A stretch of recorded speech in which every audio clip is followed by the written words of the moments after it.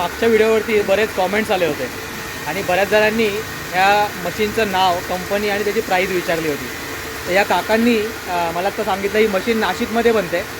Company वॉल्सन आहे. मी तिचा एक फोटो टाकतो तिच्या नेमप्लेटचा. आणि साधारण 40,000 रुपयाची किंमत आहे. 40,000 40,000 रुपये.